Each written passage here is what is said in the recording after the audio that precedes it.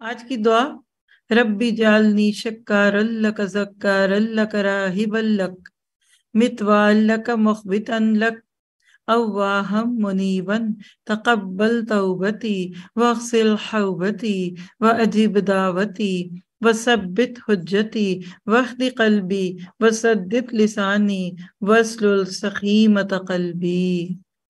آمین ثم آمین۔ اگر یہ دعا میرے حق میں میری قبول ہو گئی اور آپ کے حق میں، تو جس کو کہتے ہیں نا ترجیں گے، سنیے گا ذرا اس کا ترجمہ۔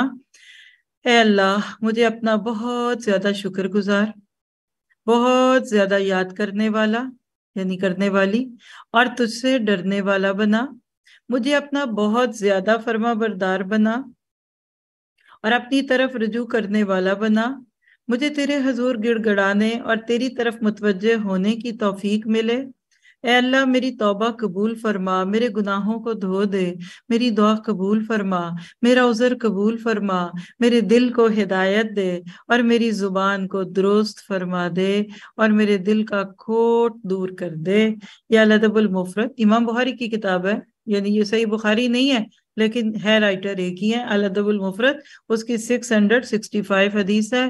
یقین کیجئے اس دعا کو یاد کریں، اور یہ آپ کو جتنی دعائیں دی جا رہی ہیں آپ کو ہوتا ہے کہ ڈیلی ای میل میں جاتی ہے آپ کو، آپ اس کا ایک بکلٹ بنا کر اس کو اپنے پاس رکھ لیں، جہاں نماز کے لیے کھڑے ہوں بیٹھے ہوں وہاں ان کو پڑھیے اور مانگیے۔ ایک دن آئے گا کہ یہ دعائیں آپ کا عقیدہ بن جائیں گی۔ میں اپنے بارے میں کہہ سکتی ہوں کہ میرے عقیدے کی جو چھوٹی بڑیاں باتیں تھیں نا، جو نہیں پتا ہوتی ہمیں، بہت ساری نہیں پتاتی، چاہے ہم کتنے مرضی توحید پرست کے، وہ دعاؤں سے ٹھیک ہوئی ہیں۔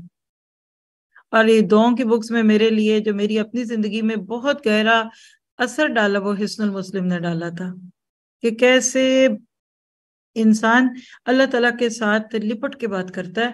تو دعاؤں کو اہمیت دیجیے۔